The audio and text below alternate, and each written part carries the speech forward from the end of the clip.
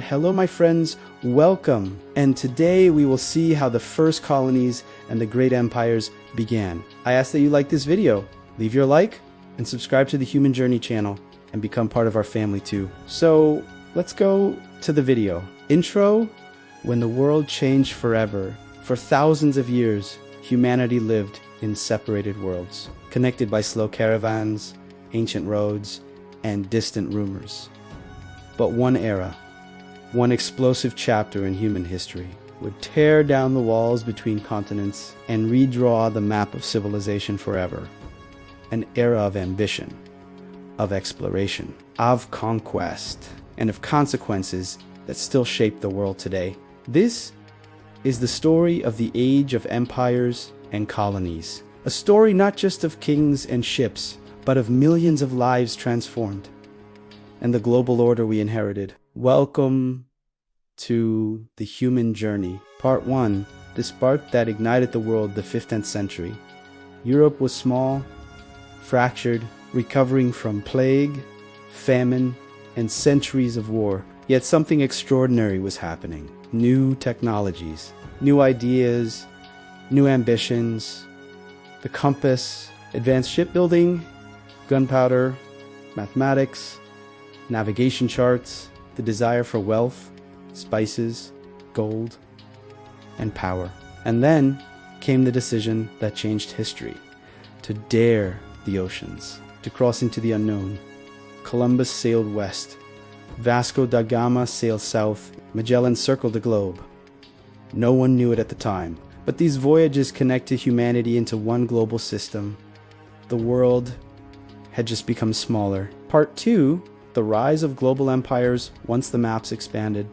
So did the ambitions. Spain claimed massive territories across the Americas. Portugal dominated Brazil, Africa's coasts, and the trade routes of India and Asia.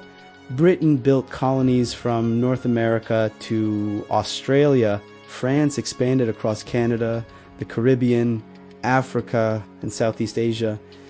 The Dutch created a commercial empire powered by corporations larger than entire nations. Their weapons were advanced, their ships unstoppable, their hunger limitless. Empires were no longer local kingdoms. They became global machines reaching across oceans. For the first time in history, decisions made in Europe reshaped lives in Africa, in the Americas, in Asia, and in the Pacific. Empire became a world system. Part 3. Cultures collide when Europeans arrived. They didn't find empty lands. They encountered ancient civilizations with their own histories, languages, and beliefs. The Aztecs and Incas of the Americas, the kingdoms of West Africa, the empires of India, the dynasties of China, the islands of Southeast Asia and the Pacific. Cultures met, but not as equals. New languages were imposed. Religions spread. Traditional customs were suppressed or erased. Entire societies were reshaped, sometimes violently, sometimes through adaptation and resistance. Always profoundly, colonialism didn't just change borders. It changed identities.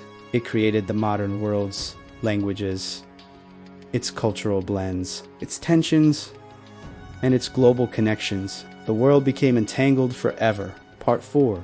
The economic engine of empires weren't only about flags. They were about wealth. European powers extracted resources on an industrial scale: gold and silver from the Andes, sugar from the Caribbean, cotton from India, spices from Southeast Asia, rubber, timber, diamonds, ivory. Colonies were rich, but the wealth flowed to Europe. And in the center of this system stood one of the darkest chapters of human history: the Atlantic slave trade. More than 12 million Africans were captured, transported in chains, and forced to labor across the Americas. This wasn't just exploitation. It was an economic engine that built cities, industries, and imperial power. The modern global economy, its corporations, its trade networks, its inequalities, was born in this age. Part 5. Resistance and the beginning of the end. Empires believed they were eternal, but the people they ruled had other plans. Revolutions ignited across the world. The United States declared independence. Haiti led by enslaved people, overthrew French control. Latin America rose against Spain. India challenged British rule. Africa and Southeast Asia fought for freedom in the 20th century. Slowly, one by one, the empires crumbled. What began as domination ended in liberation. Dozens of new nations were born. New voices emerged. New identities formed. The world map changed again, not by conquest, but by the courage of people demanding their own destiny. Part 6. The legacy is still with us today.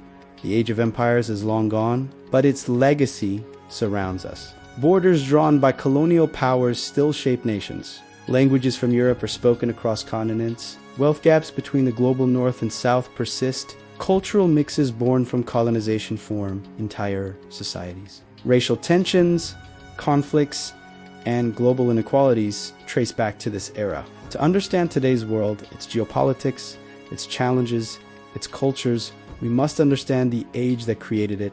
The Age of Empires wasn't just a moment in history, it was the birth of the modern world. Conclusion: the journey continues. The Age of Empires and Colonies reveals a truth about humanity.